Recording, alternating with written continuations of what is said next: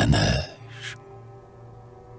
Qu'il est doux d'écouter des histoires du temps passé, quand les branches d'arbres sont noires, quand la neige est épaisse et charge un sol glacé.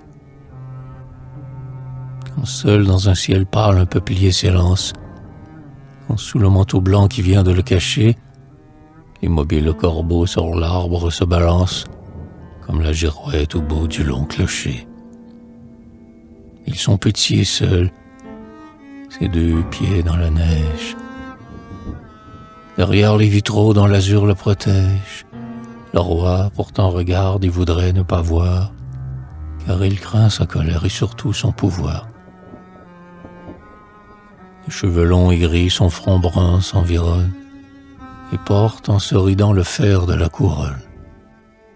Sur l'habit dont le pourpre a peint l'ample velours, l'empereur a jeté la lourde peau d'un ours. Avidement courbé sur le sombre vitrage, ses soupirs inquiets impriment un nuage. Contre un marbre frappé d'un pied appesanti, sa sandale romaine a 20 fois retenti. Est-ce vous, Blanche Emma, princesse de la Gaule? Quel amoureux fardeau pèse à sa jeune épaule? C'est le page Ginard qu'à ses genoux le jour, surpris, ne dormant pas, dans la secrète tour. Doucement son bras droit étreint un coup d'ivoire, doucement son baiser suit une tresse noire, et la joue inclinée, et ce dos l'hélice de l'hermine entourée sont plus blancs que ses plis. Il retient dans son cœur une craintive haleine, et de sa dame ainsi pense alléger la peine, et gémit de son poids, et plaint ses faibles pieds, qui, dans ses mains, ce soir, dormiront essuyés.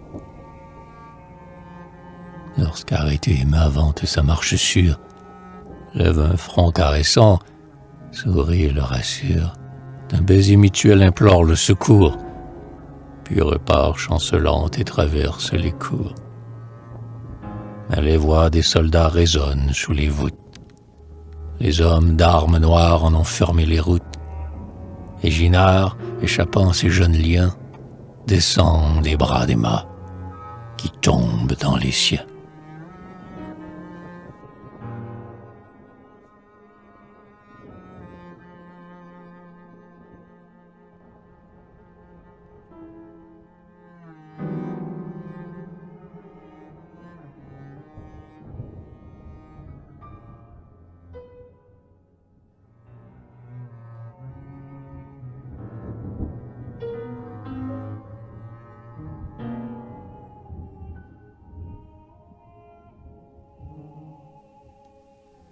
Un grand trône, ombragé des drapeaux d'Allemagne, de son dossier de pourpre entoure Charlemagne. Les 12 pères debout sur ses larges degrés, ils font luire l'orgueil des lourds manteaux dorés. Tous posent un bras fort sur une longue épée, dans le sang des Saxons 9 fois par eux trempé. Par 3 vives couleurs se peint sur leurs équilles la gothique devise autour des rois vaincus. Sous les triples piliers des colonnes mauresques, en cercle sont placés des soldats gigantesques, dont le casque fermé, chargé de cimiers blancs, laisse à peine entrevoir les yeux étincelants. Tous deux joignant les mains, à genoux sur la pierre, l'un pour l'autre en leur cœur cherchant une prière, les beaux enfants tremblaient en abaissant leur front, tantôt pâles de crainte au rouge de l'affront. Un silence glacé régnait la paix profonde.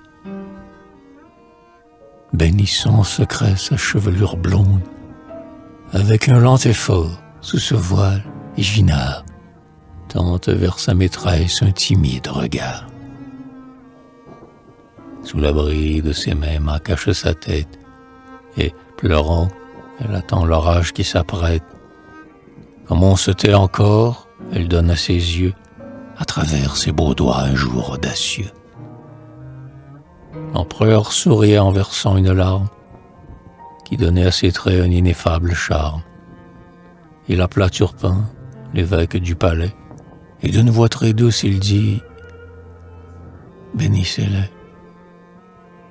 Qu'il est doux d'écouter des histoires du temps passé, quand les branches d'arbres sont noires, quand la neige est épaisse et charge un sol glacé.